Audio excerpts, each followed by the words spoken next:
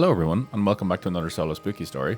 My name is Rob, and today I'll be your host. For those of you who don't know, the Solo Spooky Stories are shorter episodes told every other week by myself, where I'll just talk about something that I find pretty interesting, or we have a listener submission, or something that just doesn't have enough to talk about over a full episode between myself and Suze. And yeah, they're just something different, they're fun, I enjoy doing them, and yeah, they're just, as I said, a little bit different. So with that said, I hope you're all having a lovely October. We are firmly in October at the moment, and I think for paranormal podcasts everywhere, it's probably like Christmas for us. So yeah, it's been pretty good so far.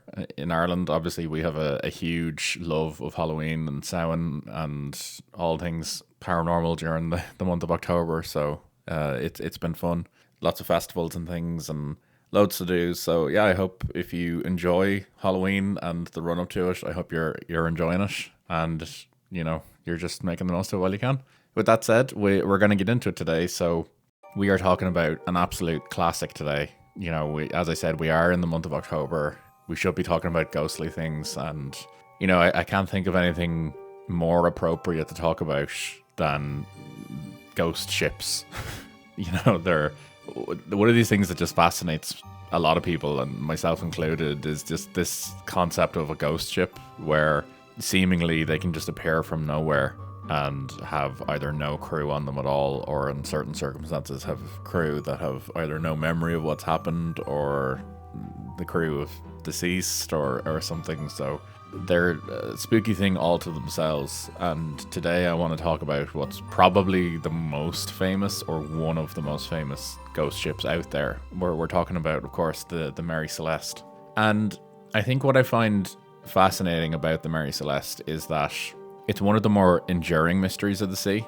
So this ship has kind of haunted maritime history for well over 150 years now, and it's often been called the world's most famous ghost ship, and I think that is fairly, pretty accurate. Like, it's really well known. A lot of people know about it. And when you kind of look up these classic stories of unsolved mysteries, or, famous paranormal stories, the Mary Celeste is pretty high up the list fairly consistently. And I think what makes it so fascinating is that this ship was just discovered adrift in the Atlantic in December 1872. It was completely seaworthy. The cargo was completely intact, and the provisions on ship were completely untouched. But the ship's captain, his wife, their daughter, and the entire crew were just gone without a trace. And we seemingly still to this day have no idea what happened to them. There's plenty of theories that we will talk about, but we don't know for certain exactly what happened. So a lot of people ask the question, what actually happened aboard the Mary Celeste? Like, was it some sort of natural disaster? Was it foul play? Or was it something more spooky? As I said, we may never know. So to talk about the ship's history, it was built in 1861 in Nova Scotia. And before it was named the Mary Celeste, it was originally called the Amazon. And to say that the ship had some early misfortunes is a bit of an understatement, I would say.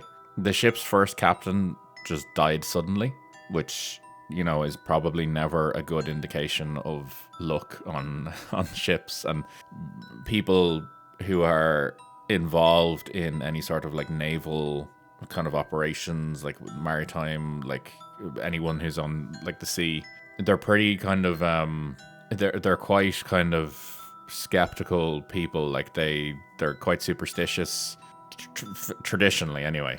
They're quite superstitious, and they believe in certain things, and like bad luck and good and bad omens and things like that. So I'm not quite sure what it says when the ship's captain dies suddenly, but I'm sure it's probably not good. So as I said, the ship's captain died. After this, a little bit later in its history, it then collided with another vessel and actually ran aground. And it apparently was very difficult to work on this ship. A lot of the crew who were involved in working on the ship apparently were just becoming quite tired with it. They didn't enjoy being on it, and allegedly the crew that were involved with the ship from the start said that it was ill-fated from the keel up. So from the bottom right through to the top, basically they're saying that this ship is just wrong, that there's something wrong with it, and that it just, it's just famous for being bad luck, effectively. So the ship stayed as the Amazon for 8 years. So from 1861 through to 1869, it operated as the Amazon. And after this, then it was sold and it was renamed then as the Mary Celeste. So then from 1869 to 1872, there wasn't really much, I suppose, to talk about with it. It was, it was a merchant ship at one point. It was, bringing back and forth all sorts of cargo from one side of the Atlantic to the other. Like it was a fairly active ship from what I can see, and it does seem to have a fairly kind of active history at this point. Like it's doing a reasonable amount, and yeah, like it just for the most part seems to be reasonably normal for these 3 years. Like from what I can see online and from looking around, it doesn't really seem to have much of a story for these 3 years. I looked around and it's not really mentioned, so we'll just take it as it's fine, So yeah, so anyway, so then in 1872, this is where our story really does take place. It was at this point owned by Captain Benjamin Briggs, his wife Sarah, their 2-year-old daughter Sophia, and there was a crew of 7 in total on top of this, so 10 in total basically, and they planned a voyage from New York to Genoa in Italy. And the vessel itself was registered as being approximately 99 feet or 30 meters in length. It was 25 feet or 7.8 meters broad, and it had a depth of approximately 11.7 feet or 3.5 meters, and could hold around 200 tons of cargo. So it was, fairly, like, it was a fairly large enough ship, I suppose, for what it was doing.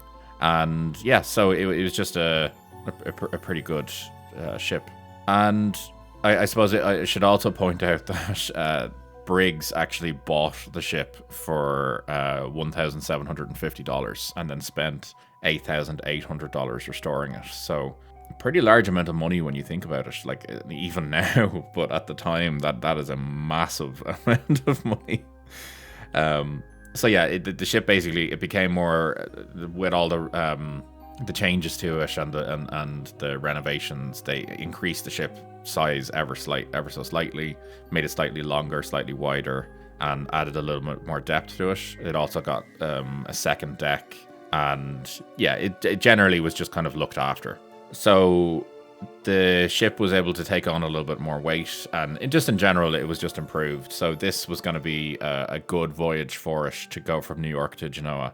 So yeah, so basically the crew set out, and their cargo was just over 1,700 barrels of industrial alcohol. And obviously this industrial alcohol, it's quite a volatile cargo, but it's also incredibly valuable when you think about how valuable alcohol even is for now. Like at the time, 1,700 barrels of it is quite an impressive haul. So yeah, the captain set out, Briggs and his wife, their daughter, and the crew. I suppose the important thing to note is that they also had a son, but he was school aged at the time, so he was actually left at home with his grandmother in her care. So Briggs allegedly chose the crew for this voyage with a decent amount of care, actually. So he wanted to be sure in who he was bringing with him. So his first mate was Albert G. Richardson, and he was married to a niece of one of the previous owners of the ship, and he had actually sailed with Briggs before. The second mate was Andrew Gilling, and he was about 25, and he was from New York himself, and his family, I think, was from the Netherlands or something like that, so he'd been back and forth once or twice before. The steward of the ship was Edward William Head, and he, again, knew the overall owners of the ship. He was there on their recommendation. And then the 4 kind of general seamen who were there to look after the ship, run it, and make sure everything was okay, they were all German. They were actually from the Frisian Islands. So they were 2 brothers named Volkert and Boz. And then there was also Arjen Martens and Gottlieb Goudschel. Apologies for my pronunciation there. And Yeah, for all intents and purposes, they were described as well-respected, good sailors who knew exactly what they were doing.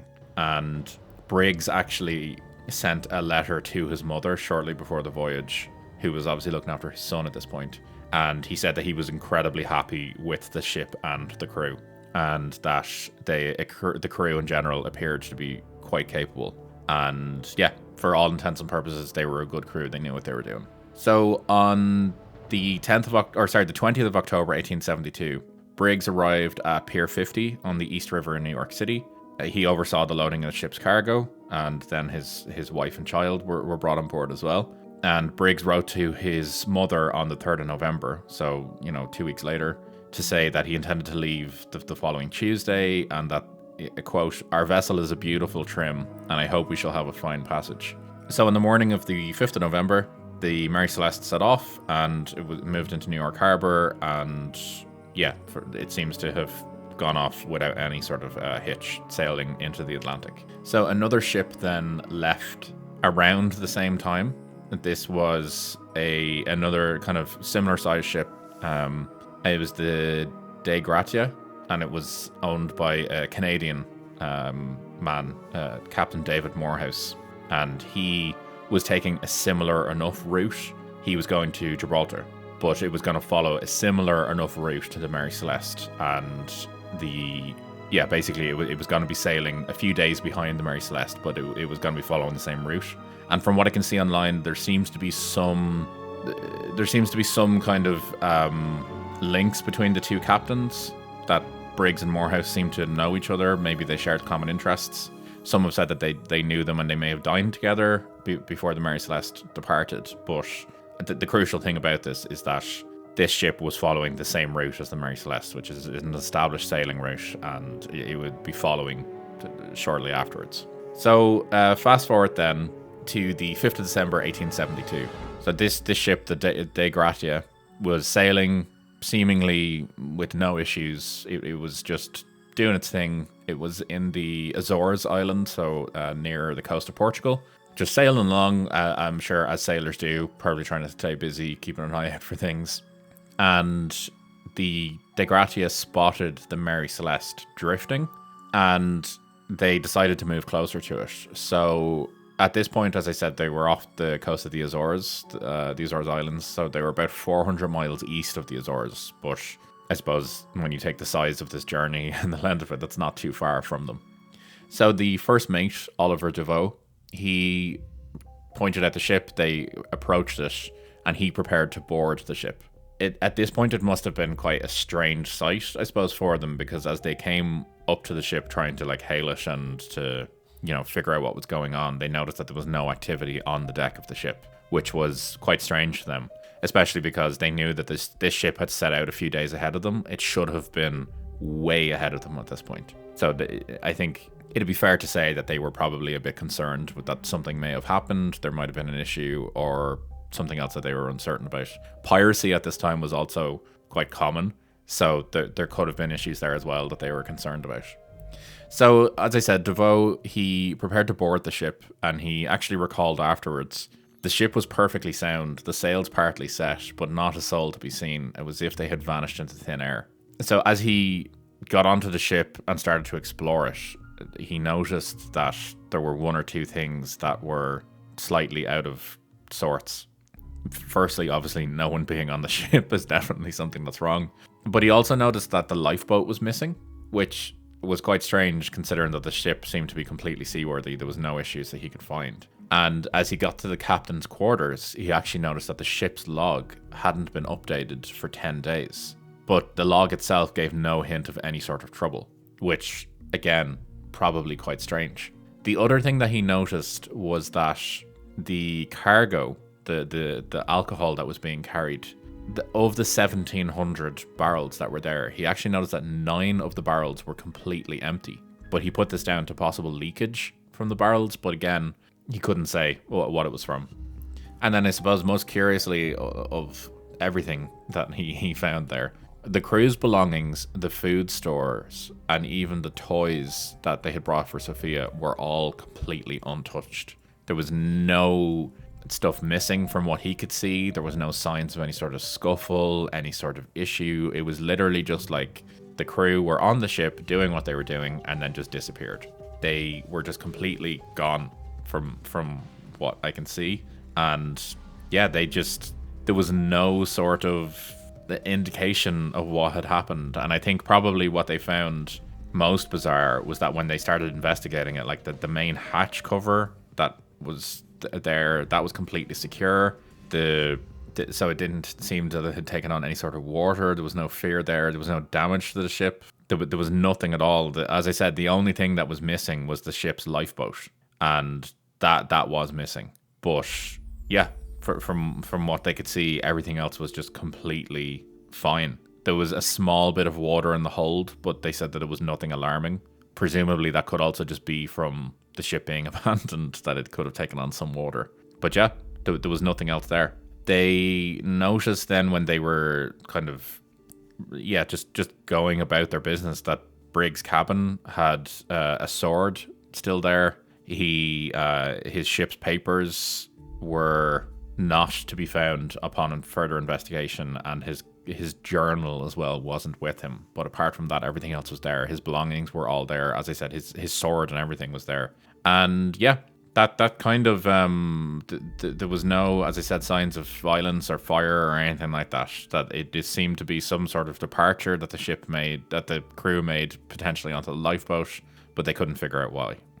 So DeVoe reported these findings to Morehouse, his captain, and he decided to bring the derelict ship into Gibraltar. So they were approximately still 1,100 kilometers away from Gibraltar at this time, but he decided to bring it with him. And I suppose Morehouse potentially wanted to do this potentially out of the kindness of his heart, but also the fact that maritime law at the time said that anyone who salvaged a ship could expect a substantial share of the combined value of the rescued vessel and the cargo. So they stood to make a fair bit of money off bringing this in anyway. So he assigned 2 of his crew to basically sail the Mary Celeste behind him. I assume they were like rigged up to it, but yeah, they basically sailed with it. So yeah, the weather was relatively calm for most of the way to Gibraltar, and I suppose the issue that they had though was that each ship was now undermanned because they were trying to share the load between the two, so progress was slow. The ships eventually arrived on the 12th of December, so they still had quite a while to go after this. Like, we're still talking another 7 days since it was found. And as soon as it was basically brought into Gibraltar, it was impounded by the court there, and the salvage was basically determined, the value of it and things like that. So DeVoe actually wrote to his wife at this time, and in his letter he actually said, "I can hardly tell what I am made of, but I do not care so long as I got in safe. I shall be well paid for the Mary Celeste." So yeah, we can take from that as we want, but it was worth it for him to bring the ship in, even if it was to help satisfy a mystery potentially as well. So there's no real kind of conclusion to this story, in the sense that is how it ends. No one knows what happened to the crew. There's been no sign of them since. People just don't know what happened. There's obviously a number of theories, which I'll go through, but just to say, we don't actually know what happened to the crew, and the ship is now ultimately gone. It was scuttled at some point. So some theories are pretty interesting, actually, to be fair. So I mentioned earlier that 9 of the casks, the barrels that had been leaking, allegedly there's a potential here that the alcohol fumes that had been leaching out of the barrel may have actually potentially panicked the crew, that they could have gone down into the hold and smelled this like alcohol, quite a strong smell of alcohol, and were concerned that it could burn, but it could explode, and that they took the decision to abandon ship to basically protect themselves. There could have potentially been, I don't know, a fire or something like that as well, or they were concerned there could have been a fire, and that could have been a reason why. Another theory is that some sort of rogue wave could have potentially forced the evacuation of the ship. That they did note that there was some water in the hold, so a rogue wave could have potentially just come out of nowhere and forced the evacuation of the crew through either panic or fear or whatever, we don't know. There's also a lot of people who've talked about the fact that there could have been some sort of piracy or mutiny that could have happened. However, no valuables were stolen, including the cargo, which was incredibly valuable at the time. So I'm not as sure about that. And I suppose finally now we have the more paranormal side to it. So a lot of people talked about how this ship was just bad luck, and that they weren't surprised that the crew had also vanished from this.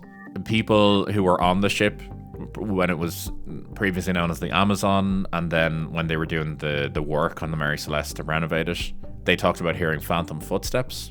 A sailor who actually served on the Mary Celeste after it was impounded in Gibraltar when it was resold to someone else, he actually said, "At night I heard footsteps pacing the dark when no one was there." Obviously that could be anything. It is a wooden ship after all, but you know, potentially there could have been something there.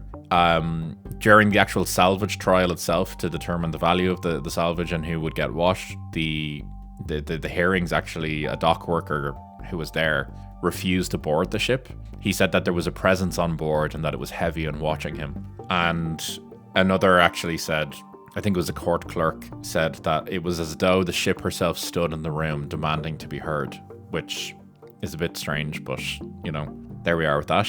A number of newspapers at the time actually said that the Mary Celeste was a vessel that was claimed by the other world. One spiritualist newspaper actually said that the crew had been taken into the unseen, which whatever that means.